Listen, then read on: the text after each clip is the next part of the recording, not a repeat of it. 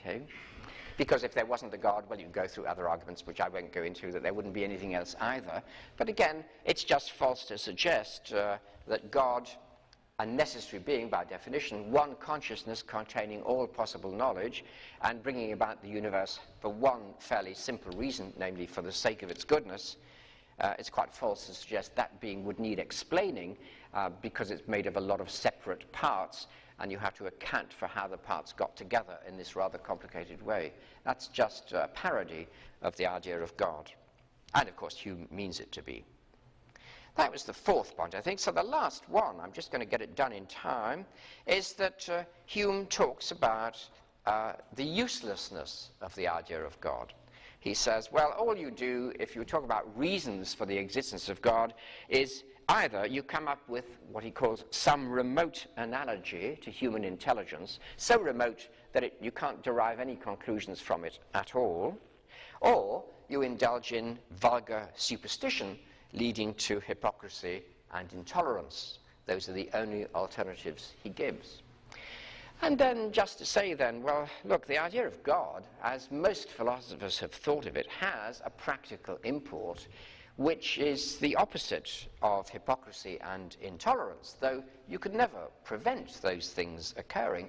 But if the idea of God is the idea of one being of necessary existence and supreme value, that will include supreme compassion, supreme love, supreme justice, supreme all the good things you can think of, beauty, well, the postulate of such a being will actually lead to a very radical change of life, because you will think that the whole of your existence is brought into being by that being of supreme value, and that it is therefore of supreme importance to discover how you yourself could participate in such a being, or share or know about the value that is in it and that is surely imaged in the world that it creates. In other words, the postulate of God has practical implications. It enables you to see the world in the light of eternity. It enables you to see the shadows of this world in the light of that sun, which is perfect goodness and beauty. And that isn't a matter either of remote analogy or vulgar superstition.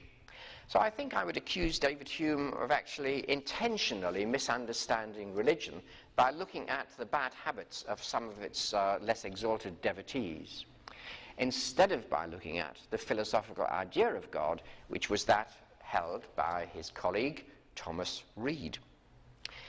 I may have seemed rather blunt with Hume. I do think his philosophy is wrong from start to finish.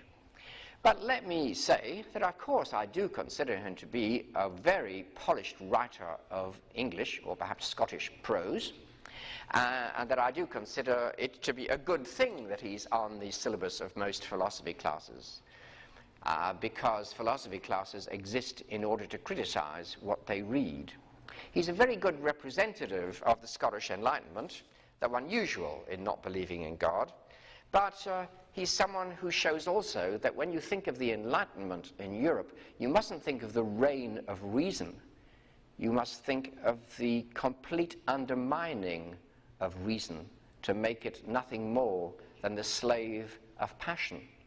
And in the end, I think it's belief in God, belief that there is one reason underlying the structure of this universe, that the structure is rational, and that it can be understood by reasoning and intellectual understanding.